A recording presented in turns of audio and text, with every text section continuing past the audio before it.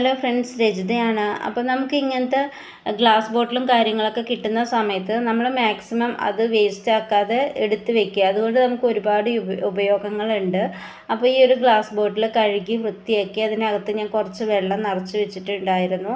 എന്നിട്ട് എനിക്ക് കുറച്ചധികം കറിവേപ്പില കിട്ടിയിട്ടുണ്ടായിരുന്നു കേട്ടോ. ഏട്ടന് വർക്കിന് പോയ സമയത്ത് കിട്ടിയതാണ്. അപ്പോൾ ഈ ഒരു കറിവേപ്പില വന്നിട്ട് നമുക്ക് ഫ്രിഡ്ജിൽ സൂക്ഷിക്കുന്നതിനെക്കാട്ടിലും കുറച്ചും കൂടെ നല്ലതായിട്ട് എനിക്ക് തോന്നിയിട്ടുള്ളത് ഇങ്ങനെയുള്ള ഗ്ലാസ് ബോട്ടിൽ വെള്ളം നിറച്ചിട്ട് അതിലേക്ക് കുത്തി ഇറക്കി വെക്കുക. ഒരു 2-3 തണ്ട് ഇപ്പോൾ ഇതിലേക്ക് വെക്കാൻ പറ്റുള്ളൂ. ഇനി ഗ്ലാസ് ഒക്കെ ആണെങ്കിൽ കുറച്ചധികം വെക്കാൻ പറ്റും. അപ്പോൾ ഞാനിപ്പോൾ 2 കുപ്പിയിലായിട്ട് ഇത് നിറച്ച് വെച്ചിട്ടുണ്ട്.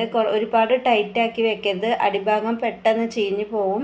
കുറച്ചൊരു എയർ കിട്ടുന്ന രീതിയിൽ വേണം നമ്മളത് വെക്കാനും കൂടിയിട്ട്. അപ്പോൾ ഇങ്ങനെ വെച്ച് കഴിഞ്ഞാൽ ഏകദേശം ഒരു 2 ആഴ്ചയോളം ഇതിങ്ങനെ കേടാവാതെ ഇങ്ങനെ പുറത്ത് തന്നെ നമുക്ക് ചെടിയിൽ നിന്ന് പൊട്ടിക്കുന്ന പോലെ എടുത്ത് ദിവസം ഉപയോഗിക്കുകയും ചെയ്യാം. അതുപോലെ തന്നെ രാത്രി നേരത്ത് നമ്മൾ അടുക്കളയൊക്കെ ക്ലീൻ ചെയ്തിട്ടിട്ട് പിന്നെ രാവിലെ വന്നിട്ട് അടുക്കള തുറക്കുന്ന സമയത്ത് നമുക്ക് കണ്ണിന് കുളിർമ ഉണ്ടാവും. നല്ലൊരു കാഴ്ചയാണ്. ലൈറ്റൊക്കെ ഇട്ട് കഴിഞ്ഞാൽ നല്ല ഭംഗിയാണ്.